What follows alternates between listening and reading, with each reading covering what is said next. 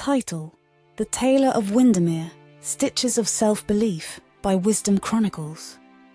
In the heart of Victorian London, where the fog clung like a shroud to the cobblestone streets and gas lamps flickered like the city's weary eyes, lived a young tailor named Edmund.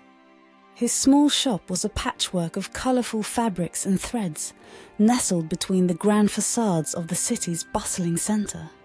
Edmund's fingers were as deft as his confidence was frail. He stitched and sewed with unrivalled skill, but faltered at the prospect of asserting his worth.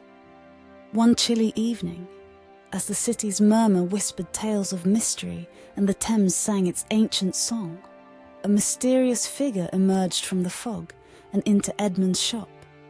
The figure was none other than the Duchess of Windermere, a woman of esteemed position and known for her discerning eye for fashion.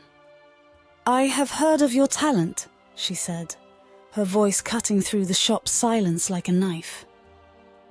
"I require a gown for the upcoming winter ball. Impress me, and your work shall be the envy of London." Edmund's heart raced. This was his moment, his opportunity to weave his name into the fabric of London's high society. But as the Duchess departed, his hands trembled, not with excitement but with doubt.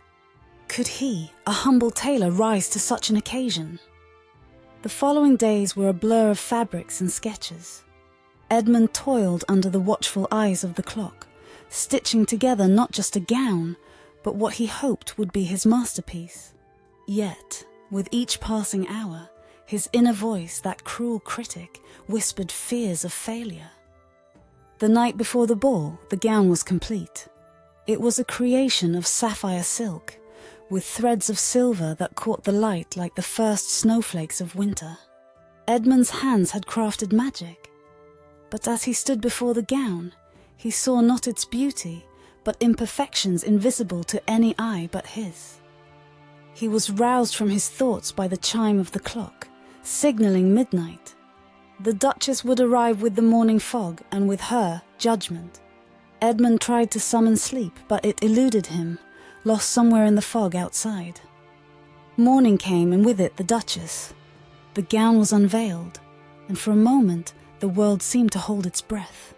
The Duchess's eyes widened, and the shop was filled with a silence so deep it roared in Edmund's ears. "It is adequate," she finally said, her words falling like heavy stones. "I shall wear it tonight." Adequate. The word echoed in Edmund's mind, mocking him. He had hoped for, no, needed more than adequacy. As the Duchess's carriage disappeared into the fog, Edmund felt his confidence shatter like glass beneath a boot. The hours passed, and the city transformed as night approached. Carriages lined the streets, their occupants hidden behind silk and jewels. Edmund stood outside the grand hall where the ball was held. His courage gathered like a threadbare cloak around him. Inside, the ball was a whirlwind of colour and sound. Edmund slipped through the crowd, unnoticed, a ghost haunted by his own creation. And there, at the centre of it all, was the Duchess. The gown was no longer just fabric and thread. It was alight with life, a star amidst the dim glow of gas lamps. Whispers danced around the room, weaving through the crowd like the melody of a secret song. The gown was not just adequate, it was exquisite. As the evening waned, Edmund found himself outside once more, the truth settling within him like the first light of dawn. The gown was not the sum of his worth.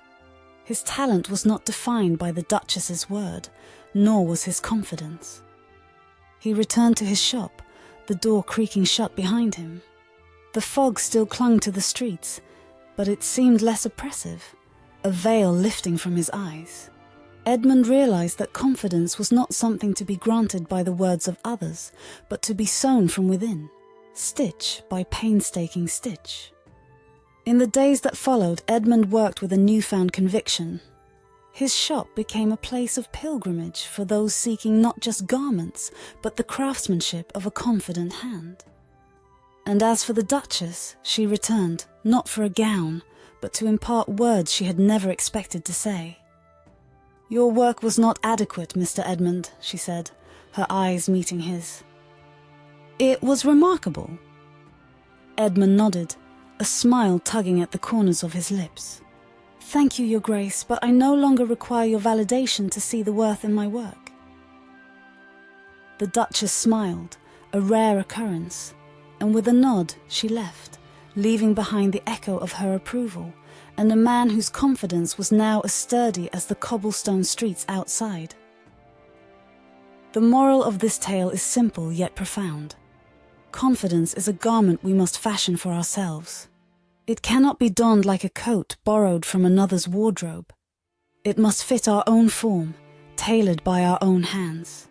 In the fog of doubt and the glow of fleeting praise, remember that true confidence is woven from within, its threads more durable than any silk or silver. It is the quiet assurance that our worth is inherent, not bestowed, and once stitched with the thread of self-belief, it is a cloak that can weather any storm.